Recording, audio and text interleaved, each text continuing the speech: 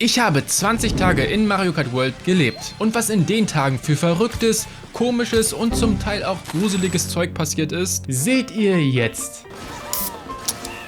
So Leute, heute beginnen wir wieder mit einem sehr mysteriösen Kommentar. Auf dem Parkplatz von Peach Stadion gibt es einen roten Shy Guy. Verfolge ihn bis zum Ziel und du wirst sehen. Alles klar, dann machen wir das heute mal als erstes. Aber diesmal tatsächlich mit Abenteurer Toad. Und an den Parkplatz von Peach Stadion erinnere ich mich nur zu gut. Aber einen Shy Guy sehe ich hier tatsächlich noch nicht. Obwohl, hier im Auto ist ein Shy Guy drin. Meint er diesen Shy Guy hier? Der steht hier aber einfach nur rum. Anders als der Toad aus der zweiten Folge stand der Shy Guy hier einfach nur rum. Fast schon so, als würde er auf irgendjemanden warten. Was gut aus hätte sein können, weil bei Peach Stadion gibt es ja direkt einen großen Bahnhof. Aber auch nach ein paar Minuten Warten kam niemand auf den Parkplatz. Daher entschied sich der rote Shy Guy wieder loszufahren. Steigt er auch irgendwann aus dem Auto aus oder... Oh, er fährt los. Er steigt gar nicht aus, er fährt einfach los. Von dem Parkplatz jetzt anscheinend hier runter. Jetzt holt er sich noch einen Snack hier bei dem Toadie. Und dann wollen wir mal schauen, wo er so hinfährt und was sein Ziel ist. Erst fuhr der Shy Guy ganz normal die Hauptstraße in Richtung der Kronmetropole lang. Was mich ehrlich gesagt wenig verwundert hat, da für die NPCs die Kronmetropole eine Art Ankerpunkt ist. Sie fahren nämlich häufig zur Kronmetropole hin, um von dort aus zu einem anderen Ort zu gelangen. Obwohl der Umweg über die Kronmetropole dadurch deutlich länger ist. Allerdings hatte dieser Shy Guy anscheinend keinen wirklichen Bock auf die Kronmetropole. Was? Er biegt jetzt hier nach rechts ab? Ich dachte, er fährt komplett durch zur Kronmetropole. Wo will er denn bitte schön jetzt hier hin? Ich dachte jetzt halt, er geht auf große Reisen, aber dass er jetzt diesen kleinen Weg hier lang fährt? Hä? Auf diesen schmalen Feldweg bog er dann recht schnell nach rechts ab. Und nur wenige Minuten später waren wir im Toad-Wohngebiet. Will der Shy Guy etwa einen Toad besuchen? Ich hoffe mal nicht den aus der letzten Folge. Was allerdings ziemlich komisch war, dass in diesem kompletten Wohngebiet voller Toadhäusern kein einziger Toad war. Hier ist zwar ein grüner Shy Guy, der uns recht freundlich begrüßt, aber von einem Toad fehlt jegliche Spur. Schon etwas merkwürdig. Das bemerkte unser Shy Guy anscheinend auch und bog nach rechts ab. Und das war jetzt das dritte Mal hintereinander, dass er nach rechts abgebogen ist. Das heißt im Umkehrschluss, dass wenn er dreimal hintereinander nach rechts gefahren ist, dann sind wir wieder Peach Stadion. Wow, wir sind jetzt einmal komplett im Kreis gefahren. Was eine Zeitverschwendung. Der Shy Guy fuhr allerdings nicht komplett zu Peach Stadion, sondern biegte er das erste Mal nach links ab. Diese Straße führte dann durch einen echt schönen Park bis hin zu dem nächsten Wohngebiet von den Toads. Der Aufenthalt hier allerdings wurde ziemlich abrupt beendet. Und zwar kam mitten aus dem Nix ein UFO. Was? Nein, wir werden von einem UFO eingesaugt. Was soll das denn? Oh nein, der Shy Guy. Er wurde von einem UFO eingesaugt. Von Aliens wurde er entführt. Ich wollte doch wissen, wo er hinfährt, Mann. Jetzt stellte sich allerdings mir die Frage, haben es die Aliens gezielt auf den Shy Guy abgesehen? Ich meine, schaut euch mal die Minimap an. Das UFO ist direkt über ihn geflogen. Da hatte er ja überhaupt keine Chance auszuweichen. Ich meine, selbst wir konnten nicht mehr ausweichen. Also das ist wirklich schon ziemlich merkwürdig. Allerdings gab ich nicht auf. Denn ich wollte ja wissen, wo der Shy Guy hin wollte. Und mit so einer Alien-Entführung hat der Shy Guy garantiert nicht gerechnet. Also fuhr ich wieder zurück zum Parkplatz, in der Hoffnung, dass dort wieder ein roter Shy Guy ist. Boah, hoffentlich ist wieder ein roter Shy Guy auf dem Parkplatz. Das war wirklich ja komplettes Pech gerade eben. Und ja, hier vorne steht er wieder. Da steht wieder ein roter Shy Guy mit dem gleichen Auto. Sogar auf dem gleichen Parkplatz. Den muss ich auf jeden Fall wieder verfolgen. Und diesmal sehen wir wirklich sein richtiges Ziel. Also an sich wieder gleiches Prozedere, nur diesmal darauf aufpassen, dass der Shy Guy nicht von Aliens entführt wird. Und ich sag mal so, in der Nacht sind UFOs und Aliens am aktivsten. Aber anscheinend müssen wir uns darum überhaupt keine Gedanken machen. Denn er verließ diesmal die Hauptstraße nicht. Hä? Jetzt fährt er hier nicht nach rechts lang? Der ist hundertprozentig beim ersten Mal hier nach rechts gefahren. Warum fährt er jetzt durch? Er fuhr also weiter zur Kronmetropole. In der Kronmetropole dann angekommen, machte er keine großen Umwege durch die Stadt, sondern folgte er der Straße und fuhr über die große Brücke zur Safari-Zone. Oh, okay, jetzt biegt er hier nach links ab, aber es ist wirklich komplett komisch. Warum fährt er auf einmal eine komplett andere Route? Hat er auf einmal Schiss bekommen von diesem UFO, dass er nochmal von dem eingesaugt wird? Ist das überhaupt der gleiche Shy Guy? Danach bog der Shy Guy an einer Weggabelung links ab, folgte dann dieser Straße bis zu einer Hauptstraße, wo er dann tatsächlich wieder links abbog. Und dann waren wir tatsächlich wieder bei Peach Stadion. Allerdings fuhr er diesmal richtig durch Peach Stadion durch. Zuerst dachte ich, er fährt wieder zurück auf den Parkplatz. Boah, jetzt sind wir eine so lange Strecke gefahren und jetzt sind wir wieder zurück in Peach Stadion und jetzt fährt er wieder zurück auf seinen Parkplatz oder wie? Obwohl, nein, er fährt gar nicht zurück auf seinen Parkplatz. Er fährt weiter durch. Okay, wo will der hin? Wo will der bitte schön hin? Er fuhr die Hauptstraße tatsächlich weiter. Und jetzt kommt's. Bis zu dem Punkt, wo der erste Shy Guy von der Hauptstraße runtergefahren ist. Also fuhr jetzt der zweite Shy Guy die gleiche Route vom ersten Shy Guy. Ich hatte jetzt also ehrlich gesagt schon ziemlich Angst, dass wieder irgendwas passiert, wodurch wir den Shy Guy wieder verlieren. Ich musste jetzt also noch mehr auf den Shy Guy aufpassen, um endlich zu wissen, was genau sein Ziel ist. Und zumindest vor den Bahngleisen wartete der Shy Guy geduldig, bis der Zug vorbeigefahren war. Boah, zum Glück ist er nicht auf den Gleisen stehen geblieben, sondern wartet geduldig davor, weil sonst hätten wir uns direkt wieder einen neuen Shy Guy suchen können. Und auch sonst fuhr er den exakt gleichen Weg wie der erste Shy Guy. Allerdings kam es dann in der Nacht zu der ersten sehr kritischen Situation. Wow, wow, wow, wow, was ist das? Die Rakete! Oh mein Gott, das war sogar super knapp. Ich weiß zwar nicht, was passiert, wenn so ein Shy Guy in seinem Auto von der Rakete getroffen wird, aber sicherlich nichts Gutes. Puh, das ist gerade nochmal so gut gegangen. Wir fuhren also die exakt gleiche Route immer und immer weiter. Bis zu diesem Punkt hier. Dort sind wir beim ersten Mal nach links abgebogen. Wenig später sind wir dann vom UFO eingesaugt worden. Allerdings entschied sich dieser Shy Guy diesmal nicht nach links zu fahren. Oh, okay, wir fahren jetzt hier nach rechts in den Kreisel rein. Und dann sieht es so aus, als würden wir wieder rechts fahren? Ja, wir fahren hier wieder rechts. Wir fahren jetzt sozusagen genau die andere Richtung lang wie beim letzten Mal. Sein nächstes Ziel war anscheinend der Schokosumpf. Zumindest ist er dorthin gefahren. Allerdings nicht ganz alleine. Ja, komm, ich mache eben hier die Piranha-Pflanze weg, dann kannst du durchfahren. Komm, Kollege. Komm, wo bist du? Wo bist du, Shy Guy? Ah, da ist er. Polizei? Wo kommt die Polizei auf einmal her? Haben wir irgendwas verbrochen? Ich glaube, die Polizei ist wegen dem Shy Guy hier. Kann das sein? Okay, das Polizeiauto fährt nach links und unser Shy Guy fährt weiter nach rechts. Das ist schon mal ganz nice. Dann haben wir die Polizei schon mal abgehängt. Oh, wir dürfen uns aber nicht zu früh freuen. Die Polizei steht dort wieder. Das ist nicht so gut, aber okay, die Polizei fährt auch weiter. Nice. Da sind wir also nochmal gerade so mit einem blauen Auge davongekommen. Auf jeden Fall ging die Verfolgung weiter, bis es irgendwann sehr stark anfing zu regnen und der Shy Guy auf einmal nach rechts blinkte, obwohl man dort gar nicht abbiegen kann. Okay. Du fährst jetzt hier nach rechts? No. Nein, auf keinen Fall. Ich muss ihn aufhalten irgendwie. Der fährt ja gleich die Klippe runter. Komm, stopp. Kann ich ihn irgendwie anhalten? Bitte, komm. Er ist zu schnell. Er ist zu schnell für mich. Ich kriege ihn nicht eingeholt. Stopp, Shy Guy. Du kannst ihn nicht runterfahren. Nein. Habe ich ihn angehalten? Nein. Er fährt immer noch weiter. Nein. Nein, er springt da runter. Nein, wo ist er? Da ist er.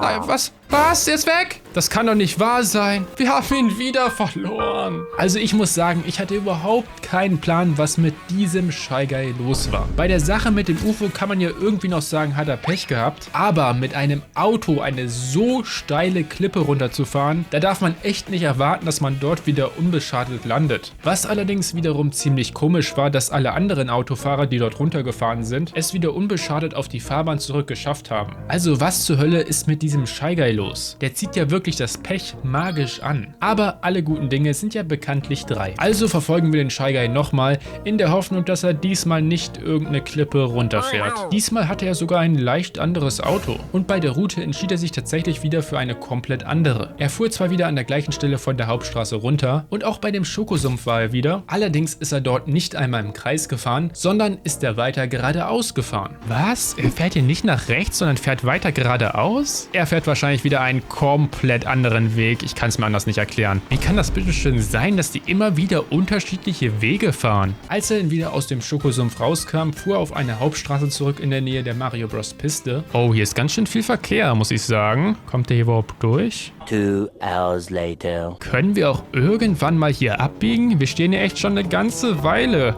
Oh, okay, jetzt fährt er los. Zumindest ein Stück nach vorne. Und jetzt fährt er komplett durch. Okay, nice. Let's go. Dann geht die Verfolgung weiter. Währenddessen wurde es auch wieder Nacht. Und die meiste Zeit in dieser Nacht verbrachte er damit, diese Hauptstraße lang zu fahren. Bis er dann irgendwann wieder links abbiegte auf eine Seitenstraße und wir dann durch eine recht gebirgige und wüstenähnliche Landschaft fuhren. Bis er sich dann irgendwann wieder dafür entschied, den Blinker nach rechts zu setzen. Oh, okay, er parkt ja anscheinend auf dieser Raststätte, auf dieser kleinen hier vorne. Obwohl, nein, er fährt davor runter? Hier ins Offroad? Nein, nein, nein, nein, nein, das kann nicht sein. Das darf nicht sein. Wenn ich jetzt ihn hier wieder verliere. Oh mein Gott, was macht der? Nein! Nein! Oh mein Gott, die Steine, die Steine, die Steine. Ganz langsam, ganz langsam. Puh, okay, er hat's geschafft. Let's go. Das ging gerade noch mal so gut, allerdings kam schon direkt die nächste Gefahr auf uns zu. Und zwar ein riesiger Picondor, der alle Autos mit seinem Schnabel zermalmt. Oh, da vorne ist so ein Riesenvogel mit seinem Schnabel. Da darf er natürlich jetzt nicht ungünstig drunter fahren. Komm. Jetzt schnell durch, schnell durch. Let's go. Oh mein Gott, wäre der jetzt wirklich von diesem Vogel platt gemacht worden, dann wäre ja wirklich komplett Feierabend. Nachdem wir denn alle Gefahren überwunden haben, kamen wir um Punkt Mitternacht bei dem Ziel von dem Shy Guy an. So beim Dunkeln ist das hier echt schon etwas unheimlich tatsächlich. Oh mein Gott, er fährt ja auf den Parkplatz drauf. Hier zu der Raststätte hin. Okay, er parkt hier auf jeden Fall. Die Frage ist, steigt er auch aus? Oder macht er nur eine kleine Pause und fährt danach weiter? Okay, er steigt hier sogar aus. Das heißt, unsere Verfolgungsjagd geht zu Fuß weiter. Und dieser Ort war tatsächlich der gleiche Ort wie aus dem zweiten Teil. Dort hielte der pinke Toad an dem genau gleichen Parkplatz an. Während der Toad allerdings zuerst zu der heruntergekommenen Raststätte gelaufen ist, machte sich der Shy Guy sofort in Richtung der Kronenmetropole auf. Anscheinend hat er sein Ziel noch nicht ganz erreicht. Ich verfolgte ihn also die Nacht über weiter in der Hoffnung zu sehen, wo endlich sein Ziel ist. Dabei wurde er sogar fast von einem Cooper überfahren, aber das machte ihm nichts aus und er ging immer weiter in Richtung der Kronenmetropole. Allerdings läuft der Shy Guy schon extremst langsam, weshalb es einen ganzen Tag gedauert hat, bis er endlich in der Kronenmetropole war. In der Kronenmetropole angekommen, lief er ganz normal den Fußgängerweg entlang, bis er dann irgendwann in eine Seitengasse abbiegte. Etwas unheimlich war diese Seitengasse schon. Zum Glück allerdings ging sie nicht sonderlich lang, wodurch der Shy Guy wieder nach links abbog entlang des Fußgängerwegs. Auf diesem Fußgängerweg verschwand er allerdings dann plötzlich zur Hälfte in einer Wand drin. Warum zur Hölle verschwindet er auf einmal so halb in der Wand drin? Was ist das? Also irgendwas stimmt mit dem gewaltig nicht. Er folgte dann diesen Fußgängerweg so lange, bis er vor einem Kino stehen blieb. Okay, Kollege, du bleibst hier einfach stehen? Was ist los? Aber er ging tatsächlich weiter. Anscheinend war das Kinoprogramm doch nicht so interessant. Und es begann eine lange Verfolgungsjagd durch die Stadt. Durch wirklich unzählige, unheimliche Seitengassen, wo ich mich ehrlich gesagt frage, warum er immer diese Seitengassen benutzt. Schließlich verlängern sie ja nur seinen eigentlichen Weg zum Ziel. Und sein nächstes Ziel, ganze 2 Tage später, war eine Bushaltestation. Aber er wollte nicht mit dem Bus fahren. Und zwar wartete er anscheinend auf diesen pinken Toad und diesen blauen Shy Guy. Okay, unser Shy Guy hat sich anscheinend hier mit ein paar Kollegen getroffen. Ich hoffe mal wirklich sehr für uns beide, dass das nicht der Toad aus der letzten Folge ist. Sie bildeten also eine Dreiergruppe, die sich allerdings recht schnell wieder auflöste. Und zwar bog der blaue Shy Guy nach rechts ab in Richtung Strand, während der pinke Toad weiter geradeaus gelaufen ist. Unser roter Shy Guy entschied sich dann recht schnell, seinen Kollegen zu folgen. Dabei war sein blauer Kollege allerdings deutlich schneller als er und er hatte auch nicht wirklich Bock auf ihn zu warten. Warum läuft der blaue Shy Guy eigentlich auf einmal so schnell? Will er nicht auf seinen Kollegen warten? Letztendlich ist er dann einmal den kompletten Strand lang gelaufen. Das hat insgesamt ganze 10 Minuten gedauert. Heißt in Mario Kart World wären das ganze 10 Stunden. Das ist echt ganz schön lange. Das erkannte der Shy Guy langsam auch und verließ den Strand. Dabei ist ihm sogar der pinke Toad vom Anfang wieder über den Weg gelaufen, aber anscheinend bestand kein wirkliches Interesse, dem Toad zu folgen, auch wenn sein blauer Kollege leider schon über alle Berge ist. Vom Strand aus machte er sich dann auf in Richtung des Parkhauses. Und in das Parkhaus ging er tatsächlich sogar rein. Oh wow, er geht hier sogar noch in das Parkhaus rein. Will er sich jetzt hier sein Auto abholen? Ich meine, das steht noch auf dem Rastplatz, wo er es stehen gelassen hat.